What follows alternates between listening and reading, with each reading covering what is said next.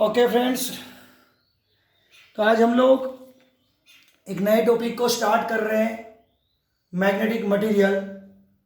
Material के अंदर magnetism कैसे चेक किया जाता है, अलग अलग मटेरियल के अंदर मैग्नेटिज्म कैसे होता है, पूरा उनके बारे में हम लोग स्टडी करने वाले हैं। क्लियर? तो आज का जो हमारा टॉपिक है वो डाया, पेरा और फेरा के रिलेटेड है। ये डाया, पेरा और फेरा के रिलेटेड है। क्लियर? मैंने आपको बोला था भी सही कि आप लोग एक बार रीडिंग करके आना इसका, जिससे आपको थोड़ा कंसेप्ट और ज़्यादा क्लियर हो। ओके, और हम लोग अभी स्टार्ट कर रहे हैं। देखो, सिंपल बात है, मैं आपको एक बात बता देता हूँ। जब ये टॉपिक स्टार्ट होता है ना, उससे पहले एक प्रैक्टिकल किया जाता है। आपके पास घर पे मैग्नेट बार हो तो ये प्रैक्टिकल कर लेना। 3 रोड ले लेना जो अवेलेबिलिटी होती है आपके घर में भी। क्लियर? एक रोड होता है कॉपर का,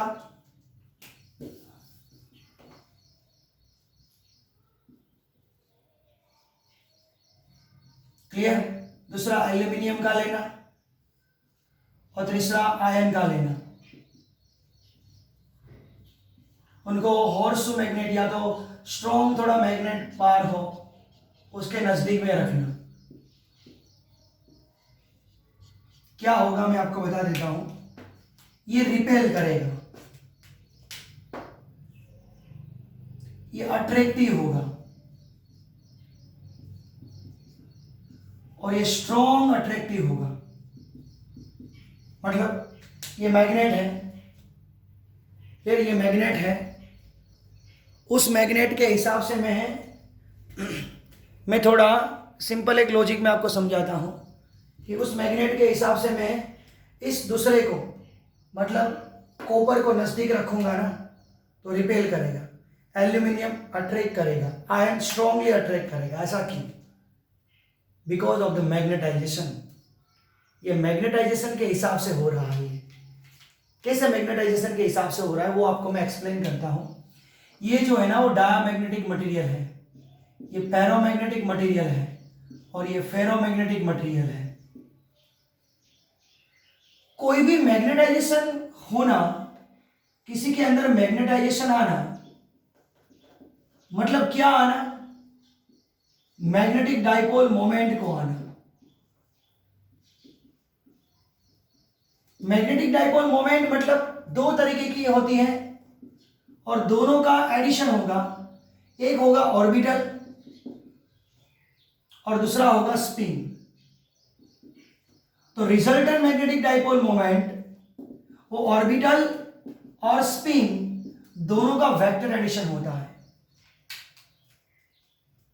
बेसिकली क्या होता है कि डाया के अंदर ये दोनों एक दूसरे के अपोजिट डायरेक्शन में होते हैं, इसलिए उसके अंदर परमानेंट डाइपोल मोमेंट नहीं होगी।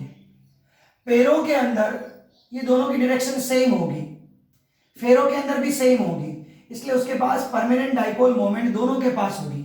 बट इसमें ऑर्बिटल ज्यादा होगी और फेरों में स्पिन ज्यादा होती है।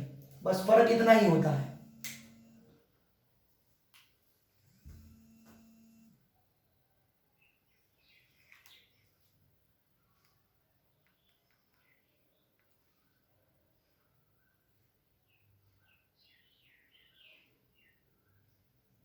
यार फर्क इतना ही होता है कि कोई, फिर से मैंने बोला कि magnetic dipole moment magnetization dipole moment के हिसाब से मिलता है। बट मैग्नेटिक डाइपोल मोमेंट 2 तरीके की होती है, ऑर्बिटल और स्पिन। दोनों के हिसाब से रिजल्टेंट इक्विवेलेंट डाइपोल मोमेंट मिलती है। उसमें डाया के अंदर ऑर्बिटल और स्पिन दोनों की डायरेक्शन अपोजिट होती है। इनके अंदर सेम होती है, ये ज्यादा होती है, इसमें ये ज्यादा होती है। ये उसके हिसाब से अलग अलग मटेरियल में। अभी ये ऑर्बिटल और स्पिन क्या है मैं आपको याद करवा दूं। ये प्रोटॉन है और ये इलेक्ट्रॉन है। ऐसे जब रोटेट होता है तब जो मिलती है उसका नाम बोलते थे हम लोग ऑर्बिटल डाइपोल मोमेंट, राइट? और ऐसे स्पिन करता है ना इलेक्ट्रॉन अराउंड प्रोटॉन के अराउंड, ये भी स्पिन करेगा, ये भी स्पिन करेगा, तो वो जो है ना वो स्पिन होती है। तो इलेक्ट्रॉन ऐसे रोटेट होता है, तो कोई साथ में भी स्पिन होता है, कोई अपोजिट डायरेक्शन में स्पिन होता है। देखो इसकी मोमेंट तो ऐसे हुई स्पिन, अरे ऑर्बिटल, बट ये ऐसे रोटेट होगा तो ऐसे होगी, ऐसे रोटेट होगा तो ऐसे होगी। क्लियर, इसलिए दो तरीके से स्पिन मैग्नेटिक मोमेंट होगी, क्लियर, इनसाइड और आउटसाइड, इसलिए अपोजिट डायरेक्शन भी होगी, पैरेलल भी होगी। ये रीजन यही है, क्लियर। ये मैंने जस्ट सिंपल इंट्रोडक्शन दिया हम लोग जो पढ़ने वाले हैं उसका, क्लियर। अब हम लोग इसके हिसाब से डाया, पेरो और फेरो,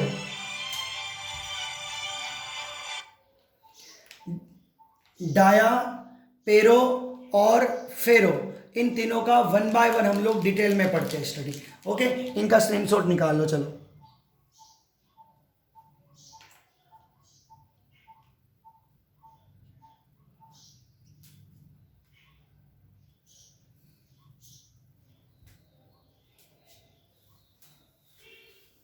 अब देखो,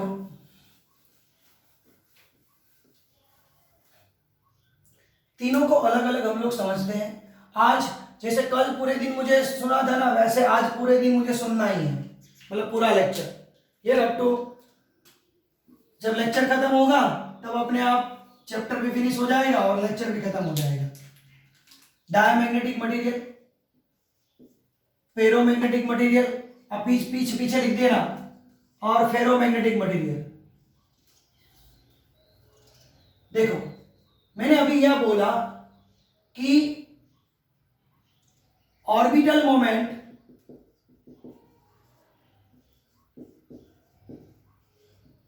and spin moment both are in opposite direction, so for that dia has a no dipole moment, मतलब डायमैग्नेटिक मटेरियल के पास कोई डाइपोल मोमेंट नहीं होती है। पेरो के अंदर क्या होगा, अब आप, मैं सब कुछ नहीं लिखूंगा, आप अपने हिसाब से स्टेटमेंट बना लेना। Both are in parallel, orbital spin से ज्यादा, it has a permanent dipole moment.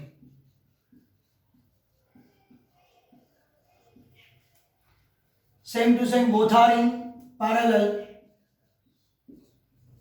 Spin ज्यादा होगी, so it has a permanent dipole moment. Same, ferro और फेरो दोनों नियर अबाउट सेम ही होगा। ये थोड़ा स्ट्रॉन्ग होगा, ये थोड़ा वीक होगा, बस फर्क इतना ही है। एग्जाम्पल, गोल्ड, बिस्मथ, सिल्वर, बाकी सारे एग्जाम्पल टेक्स्ट बुक में से लिखना है आपको। इसका एग्जाम्पल एल्यूमिनियम, नाइट्रोजन, बाद में लिख देना। इसका एग्जाम्पल को मैं बोलूं कोबाल्ट, निकल, आयरन, क्लियर। देखो अब मैं आपको पेरो और फेरा के बारे में थोड़ा स्टडी करवाता हूं। पेरो के अंदर डाइपोल मोमेंट होती तो है,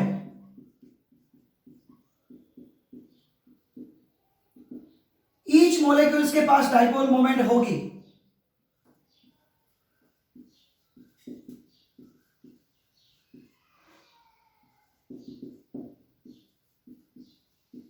बट टोटल रैंडम है, इसलिए टोटल तो क्या होगी, जीरोज होगी। तो फेरो के अंदर अरेंजमेंट कैसा होता है, इसके अंदर है ना ऐसे डोमेन होते हैं।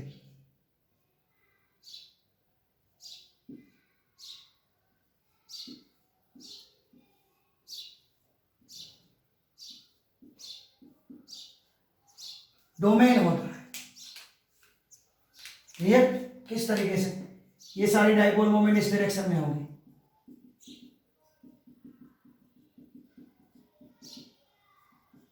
आप इसमें समझ रहे हो कि कैसे डोमेन होगा, कि ये रैंडम रैंडम था, ये भी रैंडम ही है, बट ग्रुप में रैंडम है। कैसे है? ग्रुप के अंदर एक एक रैंडम है, ये पूरा ग्रुप रैंडम है। दोनों में फर्क इतना ही है, फेरो और पेरो में। जैसे ही मैं तीनों को uniform put in the dia, put in uniform magnetic field, same point यहां पे आ रहा है, सेम पॉइंट यहां पे आ रहा है इसका, तो इसको मैं जब यूनिफॉर्म मैग्नेटिक फील्ड में रख रहा हूं ना, किसको? डाया को, सेम टू सेम पेरा को और सेम टू सेम फेरा को, क्या होगा? तीनों में। इसमें अभी मैंने बोला रिपल्सिव फोर्स लग रहा है, इसलिए इसका अंदर डाइपोल मोमेंट आता है बट अपोजिट डायरेक्शन में मिलता है। ये नेचुरली होता है, डायरेक्शन ये हुई ना, आपने एच की डायरेक्शन ये दी थी, आपने इंटेंसिटी इस डायरेक्शन में दी थी और मैग्नेटाइजेशन उल्टी डायरेक्शन में मिला। M and H are in opposite direction. इसके अंदर सब कुछ सेम हो जाएगा, ऐसे पैरेलल हो जाएगा, south east side, north east side. M and H are in same direction। और इसमें क्या होगा पता है? अब क्या होगा सोचो, पहले ये पैरेलल होगा, बाद में ये पैरेलल होगा, बाद में ये पैरेलल होगा, मतलब पूरा ग्रुप एक साथ पैरेलल होगा। और ये डोमेन जो है, डोमेन, वो डोमेन ब्रेक होगा, वो डोमेन ब्रेक होगा। ये डोमेन की वॉल जो है, ये डोमेन है, डोमेन। अब ये डोमेन ब्रेक हो रहा है, clear? M and H are in same direction.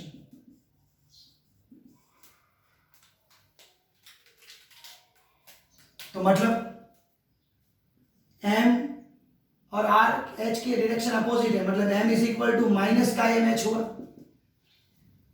इसमें M is equal to plus का एम एच हुआ, इसमें भी क्या हुआ? प्लस का एम एच हुआ। यानी कि मीनिंग समझो तो काई एम यहां पे नेगेटिव है, मैंने कल बोला था, यहां पे काई एम पॉजिटिव है, यहां पे ज्यादा पॉजिटिव होगा। तो काई एम यानी कि म्यू आर माइनस वन, यानी कि mu r less than one. Mu r मतलब mu by mu naught less than one, यानी कि mu greater than mu naught. सोचो अंदर का जो मैग्नेटिक फील्ड है ना, वो बाहर से भी कम है। किसके अंदर? डाया के अंदर। यहां पे म्यू आर माइनस वन,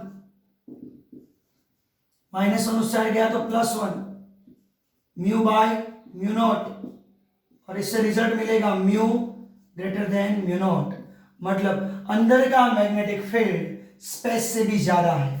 तो सेम टू सेम यहां पे ऐसे ही करोगे, म्यू आर माइनस वन, अब तो याद रह जाएगा यार, right? Mu greater than mu naught. ये आपको दूसरा फंडा मिला। Clear? This is the dia, this is the para and this is the ferro. अभी खत्म नहीं हुआ है, और एक सेशन बाकी है अभी थियरी कंटिन्यू है। ये हम लोगों ने देखो ऐसे ही लिखना है। आपको शॉर्ट नोट पूछे ना, डाया की इसको उठा लो, पेरो की इसको उठा लो, फेरो की इसको उठा लो, अपने आप सब कुछ लिखा भी जाएगा और पैरेलल भी आप चलते जाएंगे। तो देखो अपोजिट डायरेक्शन में होती परमानेंट डाइपोल मोमेंट नहीं होती, इसके पास होती, इसके पास होती है। एग्जांपल याद रख लिया, इसको सेम डायरेक्शन में अपोजिट कर दे तो एम अपोजिट होता है, ये पैरेलल होता है, पैरेलल होता है। क्लियर? आगे बाकी है, हम लोग बढ़ते हैं। ये सब कुछ एक बार लिखना है, ओके? आपको घर पे भूलना मत।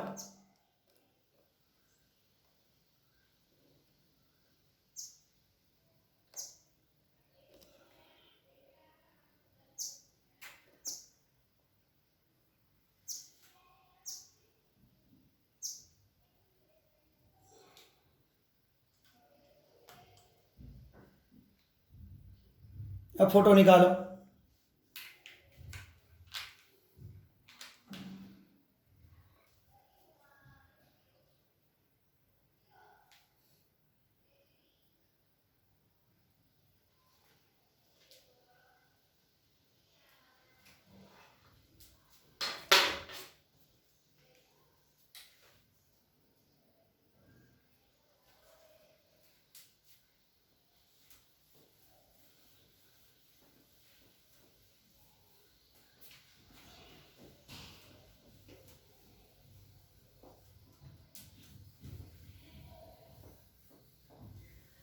मैं आज जब लेक्चर अभी रख दूंगा, आज आ ही जाएगा, तो इसको रिपीट करना प्लीज, रिक्वेस्ट कर रहा हूँ रिपीट करना। मैं अभी इनको अपलोड करके आपको पर्सनली आईडी पे भी भेज दूंगा, जैसे केमिस्ट्री मतलब अभी दूसरा लेक्चर खत्म होने के बाद। क्लियर? दूसरी बात मैं आपको बताने जा रहा हूं कि नॉन यूनिफॉर्म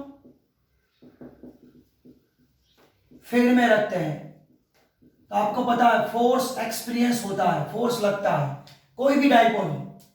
तो देखो मैंने यहां पे नॉन यूनिफॉर्म, याद करो अपोजिट ऐसे था ना, तो ये साउथ था ये नॉर्थ था, उसको मैं नॉन यूनिफॉर्म फील्ड में रख रहा हूं, नॉन यूनिफॉर्म फील्ड में। सेम टू सेम ये साउथ, सॉरी ये नॉर्थ था ये साउथ था, राइट?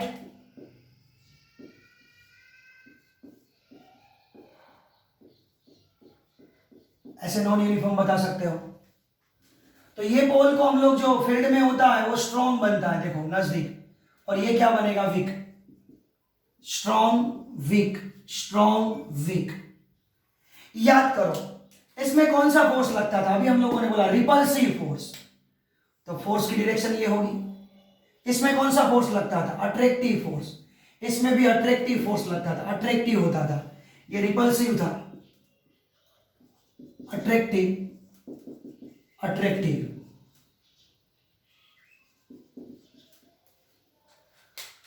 तो when diamagnetic field, when dia put in non-uniform magnetic field,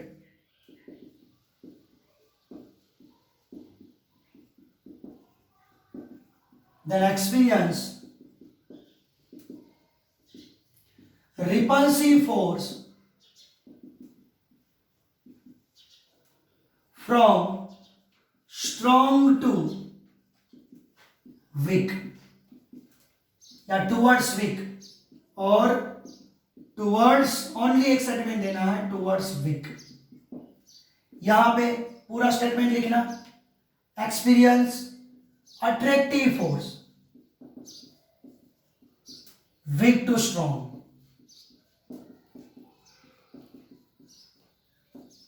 यहां पे स्ट्रॉन्ग अट्रैक्टिव, याद रखना स्ट्रॉन्ग अट्रैक्टिव फोर्स लगेगा,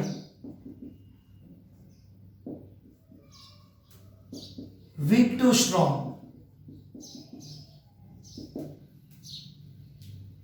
मतलब towards strong and towards weak. यहां पे एक सेशन खत्म होता है, अब तीनों का एक एक एक्स्ट्रा टॉपिक है, समझ लो क्या। यहां पे एक सुपर कंडक्टर को एक्सप्लेन करना है, सुपर कंडक्टर।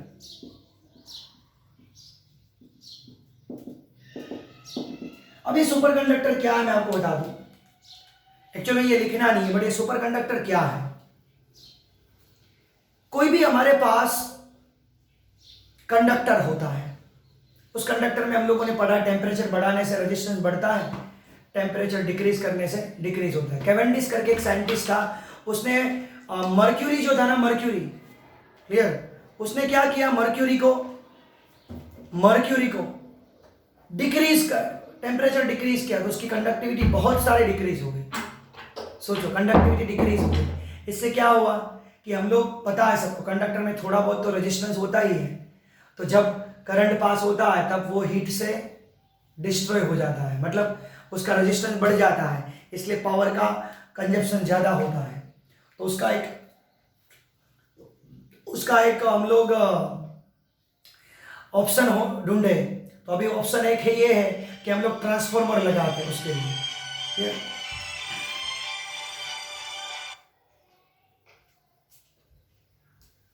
उसके लिए हम लोग एक ट्रांसफॉर्मर लगाते हैं।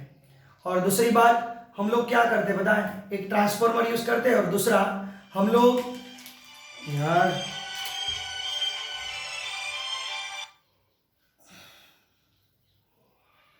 बीच में कॉल आ रहा है इसीलिए म्यूट हो रहा है, और कोई म्यूट अदरवाइज नहीं हो रहा है।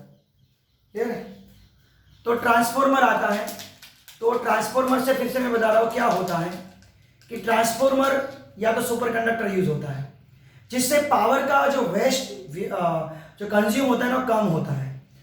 तो ये सुपर कंडक्टर को टेम्परेचर डिक्रीज करना पड़ता है, उसमें टेम्परेचर डिक्रीज करने के लिए वो लोग हीलियम गैस और नाइट्रोजन गैस यूज करते हैं।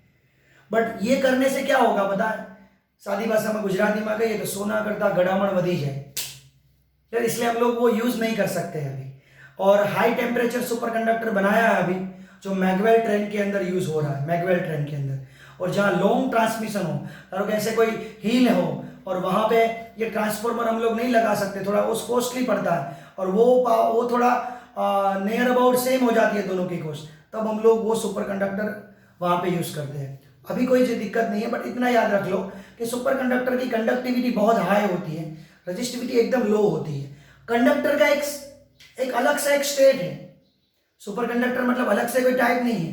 कंडक्टर के अंदर बहुत टेम्परेचर डिक्रीज करोगे ना तो उसका रेजिस्टेंस 0 बन जाएगा, और वो स्टेट जो है ना कंडक्टर का, उसका नाम है सुपर कंडक्टर। क्लियर? तो सुपर कंडक्टर में है ना, सुपर कंडक्टर में याद रखना काईएम की वैल्यू एग्जैक्ट -1 मिलती है, यानी कि mu R -1 is equal to -1, यानी कि म्यू आर की वैल्यू 0 मिलती है। मतलब सुपर कंडक्टर के अंदर magnetic field does not pass magnetic field,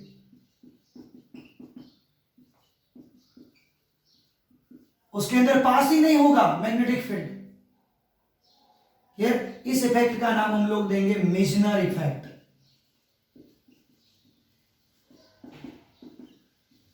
क्या नाम देंगे? मेजनर इफेक्ट। ये सुपर कंडक्टर मैंने बोला कहां पे यूज होता है? मैगवेल ट्रेन में, जिनकी स्पीड आपको पता है 550 kmph है, 550 kmph। क्लियर? दूसरी बात, ये सुपर कंडक्टर की बात की। सुपर कंडक्टर में देखो एग्जैक्ट कायम की वैल्यू -1, यानी कि म्यू आर 0 होता है, यानी कि कायम इज इक्वल टू -1, और उसका मीनिंग ये भी हुआ कि m is equal to exact -1, क्योंकि m इज इक्वल टू कायम h। मतलब जितना मैग्नेटिक फील्ड दोगे ना उतना ही मैग्नेटाइजेशन जनरेट होगा, बट अपोजिट डायरेक्शन में होगा। इसमें हम लोग क्यूरीज लॉ पढ़ने वाले हैं एक्स्ट्रा। चलो, इसके अंदर मैग्नेटाइजेशन आया, कैसे आया था याद करो, टॉपिक को याद करो। जैसे जैसे हम लोग मैग्नेटिक फील्ड बढ़ाते गए वैसे वैसे मैग्नेटाइजेशन बढ़ता गया। तो स्टेटमेंट आपको लिखना है, मैं भी लिख देता हूं, m is directly proportional to the b, magnetization is directly proportional to the magnetic field. अब सपोज मैं टेम्परेचर दूंगा तो क्या होगा? ये सारे पैरेलल हैं, वो रैंडम हो जाएंगे, मतलब टेम्परेचर के कौन से डायरेक्शन में होगा? अपोजिट। मतलब आपको पूरा स्टेटमेंट लिखना है, in the paramagnetic material magnetization is directly proportional to the magnetic field and inversely proportional to the temperature. याद रखना, ऐसा स्टेटमेंट लिखना। प्रोपोर्शनैलिटी एलिमिनेट करेंगे तो कुछ कांस्टेंट लगेगा, उस कांस्टेंट को क्यूरीज कांस्टेंट बोलते हैं, C। हमारे पास एक फॉर्मूला है B का, याद करो, B is equal to mu naught H। याद है ना, B is equal to mu naught H या mu naught Ni। Compare this equation, m is equal to chi m H, उसके साथ कंपेयर करो तो काईएम इज इक्वल टू क्या मिला? C mu naught by T, यानी कि काईएम का रिलेशन टेम्परेचर के साथ क्या है? इनवर्सली प्रोपोर्शनल है। इसमें टेम्परेचर की कोई इफेक्ट होती ही नहीं है, डाया में, पेरा में हुई है, याद रखना। ये क्यूरीज लॉ आपको याद रखना है, बहुत सिंपल है, याद रह जाएगा। अब इसमें ये डाया था, फेरो था, ये पूरा ग्रुप था, इसमें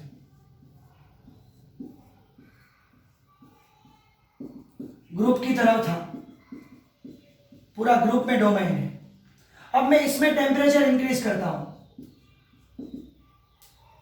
तो सारे ये जो ग्रुप है ना, ग्रुप, सारे जो ग्रुप है ना वो ग्रुप रैंडम हो जाएंगे। मतलब पूरा ग्रुप रैंडम हो गया, तो मतलब ऐसे ऐसे रैंडम हो गया। तो सिंपल बात है, वो क्या बन गया, फेरोमैग्नेटिक मटेरियल बन गया। फेरो क्या बन गया, पेरो बन गया। तो जिस टेम्परेचर पे, एट दैट टेम्परेचर,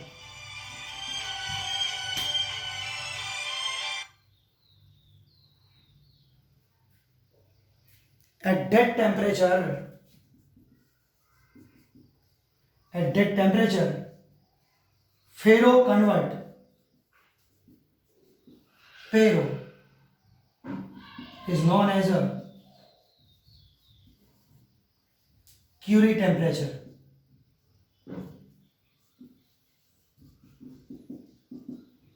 उस टेम्परेचर को हम लोग क्यूरिश टेम्परेचर बोलेंगे। फिर से मैंने अभी क्या बताया, उसको क्या बोलेंगे, क्यूरिश टेम्परेचर बोलेंगे। जिस टेम्परेचर पे फेरो पेरो में कन्वर्ट होगा, फिर से उस टेम्परेचर का नाम क्या होगा, क्यूरिश टेम्परेचर। क्लियर? देखो हमारे पास कंपास है, कंपास के अंदर मैग्नेटिक नीडल होती है, वो हल्का सा लोखंड है, आयन है, क्योंकि उसकी इफेक्ट मैग्नेटिक फील्ड में होती है, इसलिए रोटेट होती है, वो ऑसिलेट करती है। क्लियर? अब कोई समर के हिसाब से बहुत ज्यादा टेम्परेचर बढ़ गया, बहुत बढ़ गया, तो वो जो नीडल है अभी फेरो है, वो पेरो बन जाएगी। अब कंपास चालू होगा नहीं, कंपास बंद हो जाएगा, ऑसिलेशन करना बंद हो जाएगा। क्लियर? तो जिस टेम्परेचर पे वो बंद हो जाता है, उसके बाद तो बंद हो जाएगा, हो ही जाएगा। सपोज 50 डिग्री पे बंद हो गया, तो वहां से 51, 52 कहीं पे भी वो तो बंद हो ही जाएगा, बट 50 डिग्री जो है उसको हम लोग बोलेंगे क्यूरी टेम्परेचर। मतलब क्यूरी टेम्परेचर मतलब क्या, इस टेम्परेचर पे फेरो जो है वो पेरो में कन्वर्ट